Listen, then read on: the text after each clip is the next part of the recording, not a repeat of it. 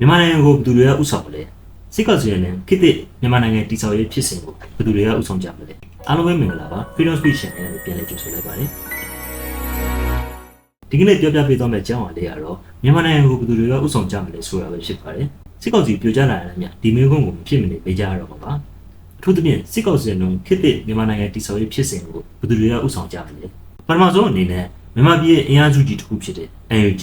ဒါမှမဟုတ် NUG နဲ့ပတ်သက်ဆက်နေတဲ့အုပ်စုတွေကဥဆောင်ကြပါလားဒါပေမဲ့စဉ်းစားစရာတစ်ခုကတော့ NUG ဟာဘယ်သူတွေကိုဘယ်လောက်ထိကိုစားပြုတယ်ဆိုတာပါပဲ National Unity Government ဖြစ်တဲ့အတွက်ပြည်တော်စုကိုကိုစားပြုလို့ယူဆလို့မရပါဘူးတကယ်လို့ NUG ကကိုစားပြုရဆိုရင်လည်းတခြားတိုင်းရင်းသားတွေကလက်ခံမှာမဟုတ်ပါဘူးဒါဆို NUG ဟာဗမာတိုင်းရင်းသားတွေကိုကိုစားပြုတာဆိုတာကတော့ဗမာတိုင်းရင်းသားအင်အားစုတွေသဘောထားမှုအတိအကျပြောဖို့ခက်ပါလိမ့်မယ်တကယ်လို့ NUG ဟာဗမာတိုင်းရင်းသားအင်အားစုတွေကိုစားပြုရဆိုရင်တော့ဗမာတိုင်းရင်းသားကိုစားပြုအနေနဲ့တိုင်းပြည်တည်ဆောက်ရေးမှာပါဝင်လာနိုင်ပါတယ်ဒါပေမဲ့တိုင်းပြည်ရဲ့ဥဆောင်ဆိုတဲ့နေရာအထိတော့ရောက်လာမှာမဟုတ်ပါဘူးဒီနေရာမှာဗမာတိုင်းရင်းသားမဟုတ်တဲ့အခြားတိုင်းရင်းသားအင်အားစုတွေကတော့မြန်မာကိုဥဆောင်နိုင်များဆိုတာကလည်းတိတ်တော်တွေ့ကိုကိစ္စတော့မဟုတ်ပါဘူးတိုင်းရင်းသားတွေပါတောက်ကအင်အားစုအရာအများကြီးကွဲပြားကြပါတယ်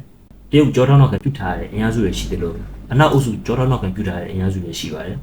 နောက်ပြီးတော့သူတို့ကြားထဲမှာလည်းဒီတိုက်ပြည်တည်ဆောက်ရေးအတွက်နိုင်ငံရေးရည်မှန်းချက်တွေကလည်းမတူညီကြပါဘူးတရုတ်ကြောထောက်နောက်ကပြုထားတဲ့အင်အားစုတွေကကိုယ့်ပြည်ကိုပြန်ထိန်းချုပ်ပြီးတော့ကိုယ့်ပြည်ကိုပြန်တည်ဆောက်မဲ့ Confederation ပုံစံကိုအားသန်ကြပါတယ်တခြားအုပ်စုတွေကတော့ Federal ပုံစံကိုပိုအားသန်တာတွေ့ရပါတယ်ဒါတွေကိုညီနိုင်မှုမလုပ်နိုင်ဘူးဆိုရင်တော့တိုင်းရင်းသားတွေဥဆောင်ပြီးတည်ဆောက်မဲ့ဆိုတာကလည်းမဖြစ်နိုင်ပါဘူးနိုင်ငံရဲ့ပြောင်းလဲလာတဲ့ power dynamic အရာအင်အားကြီးတဲ့အုပ်စုတွေကတိုင်းပြည်ကိုဥဆောင်ပြီးတည်ဆောက်လာအထူးသဖြင့်ဝါကချင်ကရင်ရှမ်းနဲ့ဒီမြောက်ပိုင်းအဖွဲ့တွေကဥဆောင်ပြီးတိုင်းပြည်ကိုပြန်တည်ဆောက်လာဒါတွေကလည်းမေကောလို့ဆိုတာဖြစ်လာနိုင်ပါတယ်အဲ့လိုဆိုရင်အင်အားနဲ့အုပ်စုရဲ့ကိုစားပြုမှုနဲ့သဘောထားမှလည်းအထက်လျောက်တော့စိန်ခေါ်မှုတွေရှိလာနိုင်ပါတယ်နောက်တစ်ခုအနေနဲ့ဗမာမျိုးသားရဲ့ဝါဒဟာဒီဟာအတွက်စိန်ခေါ်မှုဖြစ်လာနိုင်ရဆိုတော့ဒါတွေကလည်းဗမာတွေရဲ့သဘောထားမှာပါပဲသိပြီးဖြစ်နိုင်ရှင်မရှိတဲ့လောက်ပါပဲအရင်တော့ကတော့ဒီယူဆချက်ကိုတခါမှမစဉ်းစားမိပါဘူးဘင်္ဂလားဒေ့ရှ်မှာလောလောလတ်လတ်ဖြစ်သွားတဲ့ဖြစ်ပျက်တွေအရဒီထားမိတာတခုရှိပါတယ်အဲ့ဒါဘင်္ဂလားဒေ့ရှ်ကျောင်းသားတွေလုပ်တယ်လို့မျိုးလူငယ်တွေကဥဆောင်ပြီးမြန်မာနိုင်ငံတစ်ကိုဘယ်သူတွေကဥဆောင်ပါလို့binding တက်ပြီး propose လုပ်တာပါပဲလူမျိုးစေ့ဒေတာဇွေးတွေကိုခဏဘေးဖယ်ထားပြီးဗမာတိုင်းရင်းသားအပါအဝင်တခြားတိုင်းရင်းသားတွေထဲကအရေးချင်းနဲ့ရှိတိုင်းပြည်ကိုတကယ်စေနာရှိမဲ့လူတွေကိုရွေးထုတ်ပြီးကျွန်တော်တို့ကဒီလိုပုံစံလိုချင်တယ်ဒီလိုတွေနဲ့အစိုးရဖွဲ့ပြီးဥဆောင်ပေးပါဆိုတာမျိုးဆိုရင်ရောဖြစ်နိုင်ပါမလားအဲ့လိုဆိုရင်လူမျိုးရေးဘာသာရဲ့ဒေတာဇွေးတွေကိုအတိုင်းအတာတစ်ခုတည်းရှော့ချနိုင်မယ်လို့ထင်ပါတယ်ဒါပေမဲ့စင်ကုန်မှုတချို့တော့ရှိနေပါသေးတယ်အဲ့ဒါ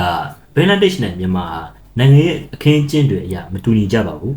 ဖြစ်တဲ့ပြဿနာအကြောင်းအရာလည်းမတူညီကြပါဘူးဒါကြောင့်ဘင်္ဂလားဒေ့ရှ်မှာအောင်မြင်ရင်တော့မြန်မာမှာလို့ဖြစ်ပါမလားနောက်ပြီးတော့အတန်တန်လေးထွက်နိုင်ဖို့လူငွေတွေရဲ့စူးစီးမှုကလည်းလက်ရှိအချိန်ထိစင်ကုန်မှုတစ်ခုအနေနဲ့ရှိနေပါသေးတယ်တကယ်လို့ဂျန်စီလို့ခေါ်တဲ့လူငွေတွေအနေနဲ့အတန်တန်လေးထုတ်ပေါ်ခဲ့ရင်တော့လူကြီးတွေလက်ခံမှုအပိုင်းမှာပြဿနာရှိလာနိုင်ပါတယ်ဆိုတော့ဘယ်လိုလုပ်ကြမလဲကိစ္စမြန်မာနိုင်ငံကိုဘယ်သူတွေလက်ထဲပုံရကြမလဲဘယ်လိုပုံစံမျိုးနဲ့ပုံရကြမလဲဆိုတာကတော့မြန်မာပြည်သူတရားလုံးအနေနဲ့လူမျိုးစေ့ဒေတာဇွေးတွေကိုဘေးဖယ်ပြီးတိုင်းပြည်ကိုအမှန်တကယ်ဥဆောင်နိုင်တဲ့လူကိုရွေးချယ်ဖို့လိုပါတယ်ကြည့်ရတဲ့ပြည်သက်တွေအနေနဲ့ကတော့ဘယ်သူကတိုင်းပြည်ကိုအမှန်တကယ်တိုးတက်အောင်လှုပ်ဆောင်နိုင်မလဲဘယ်သူကအမှန်တကယ်ဥဆောင်နိုင်မလဲဆိုတာကို comment မှာဆွေးနွေးပေးကြပါဦးအစိုးရကြည့်ပေးတဲ့အတွက်လည်းကျေးဇူးများတင်ပါတယ်ကျွန်တော်တို့ရဲ့ channel ကို like and subscribe လုပ်ဖို့လည်းမမေ့ကြပါနဲ့